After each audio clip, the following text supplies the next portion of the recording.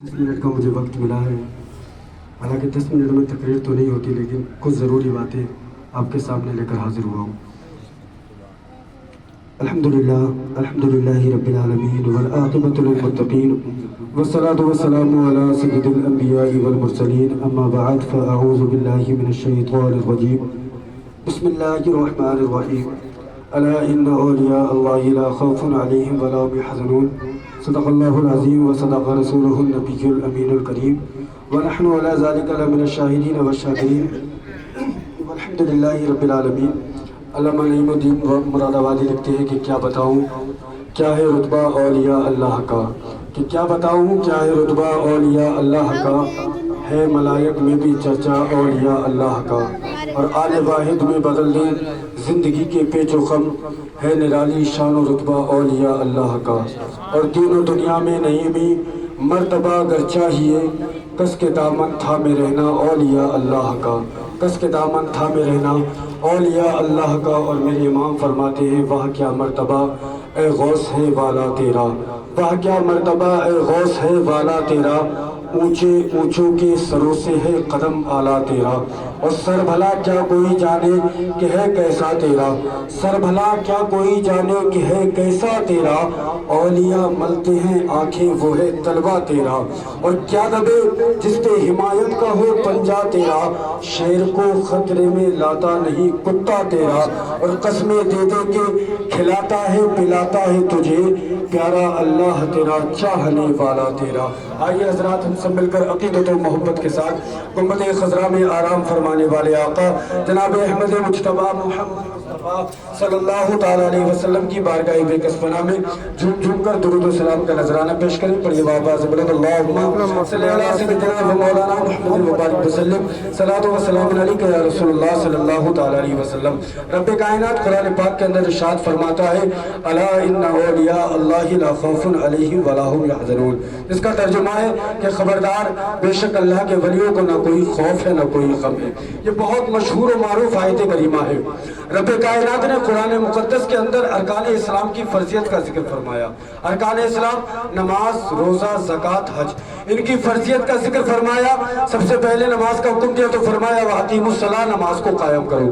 جب زکوٰۃ کا حکم دیا تو فرمایا وَآتُوا الزَّکَاةَ، اپنے مالوں کی زکوٰۃ ادا کرو۔ جب حج کا حکم دیا تو فرمایا وَلِلَّهِ عَلَى النَّاسِ حِجُّ الْبَيْتِ مَنِ اسْتَطَاعَ إِلَيْهِ سَبِیلًا، اور لوگوں پر اللہ کے گھر کی زیارت کرنا فرض ہے اگر وہ اس تک چلنے کی استطاعت رکھتے ہیں۔ جب روزوں کا حکم دیا تو فرمایا یا ایھا الذین آمنوا کتب علیکم الصیام، اے ایمان والو تم پر ماہ رمضان کے روزوں کو فرض کر دیا گیا۔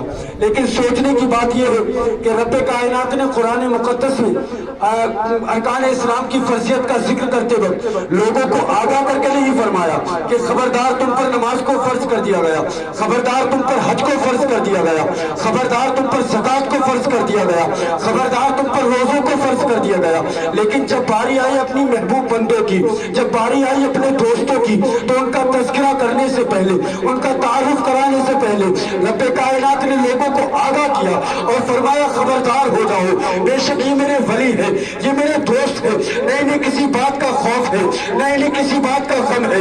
میں بہت سوچنے لگا، سوچنے کے بعد میں، غور و فکر کرنے کے بعد میں میرے ذہن میں یہ نقش پھرا کہ رب کائنات عالم الغیب والشہادہ ہے، وہ غیبوں کا جاننے والا ہے۔ وہ جانتا تھا کہ آخر زمانے میں ایسے لوگ بھی پیدا ہوں گے جو نماز کی فرضیت کا انکار تو نہ کریں گے، جو روزوں کی فرضیت کا انکار تو نہ کریں گے، جو حج کی فرضیت کا انکار تو نہ کریں گے، جو زکوٰۃ کی فرضیت کا انکار تو نہ کریں گے۔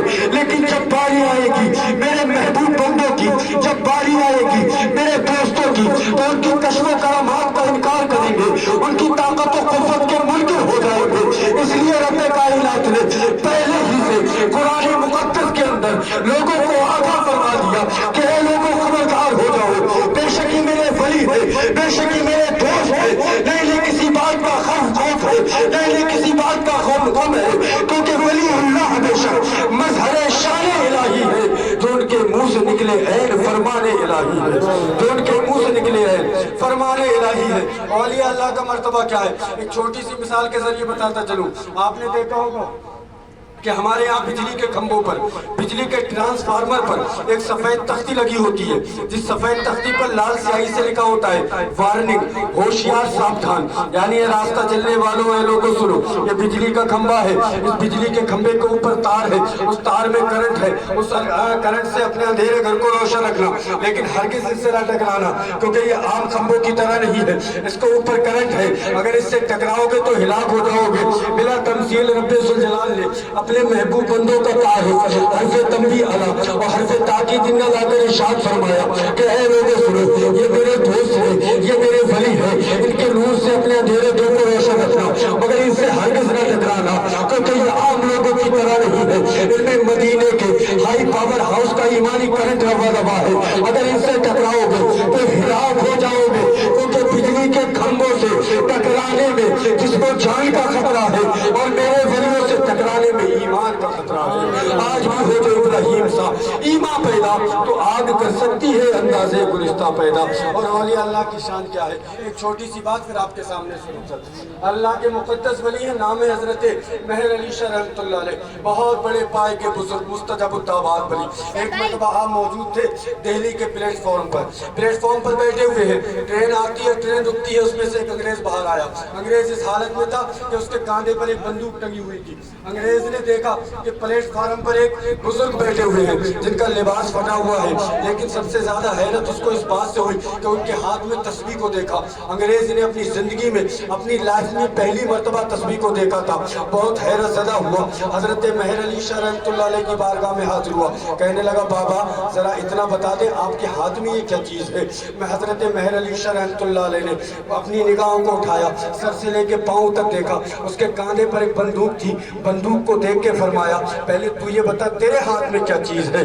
حضرت مہر علی شاہ رحمۃ اللہ علیہ سے انگریز کہنے لگا بابا سنیے یہ میرا ہتھیار ہے۔ حضرت مہر علی شاہ رحمۃ اللہ علیہ فرماتے ہیں اے انگریز سن یہ میرا ہتھیار ہے۔ انگریز کہنے لگا میں نے اپنی زندگی میں بہت سے ہتھیاروں کو دیکھا ہے، ذرا یہ بتائیں یہ ہتھیار آپ کو کس نے دیا ہے؟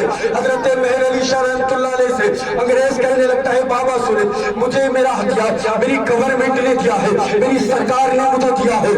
حضرت مہر علی شاہ رحمۃ اللہ علیہ فرماتے ہیں اے انگریز سن لے مجھے میرا یہ ہتھیار مجھے میرے خالق نے عطا کیا ہے، مجھے میرے مالک نے عطا کیا ہے۔ انگریز کہتا ہے بابا یہ ہتھیار کسی کام بھی آتا ہے، ذرا اس ہتھیار کا کمال بتاؤ۔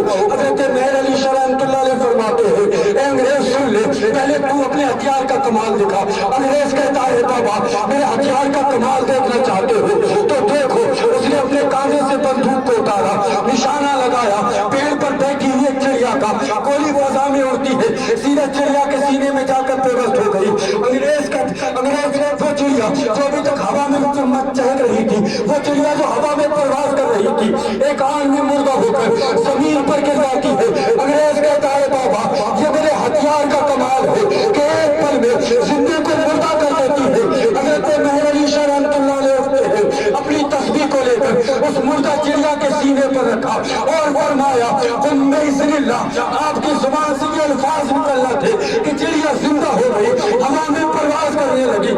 آپ نے فرمایا انگریز سن لے اگر تیرا یہ ہتھیار زندے کو مردہ کرتا ہے تو میرا یہ ہتھیار فضل الہی سے مردے کو زندہ فرماتا ہے۔ بے شک مظہر شان الہی ہے جو ان کے منہ سے نکلے ہیں فرمان الہی ہے۔ اور علامہ نعیم الدین مراد آبادی کے پھر سے الفاظ کہ کیا بتاؤں کیا ہے رتبہ اولیاء اللہ کا ہے ملائک میں بھی چرچا، اولیاء اللہ کا اور آنے واحد میں بدل دے زندگی کے پیچ و خم ہے نرالی شان و رتبہ اولیاء اللہ کا۔ اور دین و دنیا میں نہیں میں مرتبہ اگر چاہیے کس کے دامن تھامے رہنا اولیاء اللہ کا۔ وما علینا الا البلاغ۔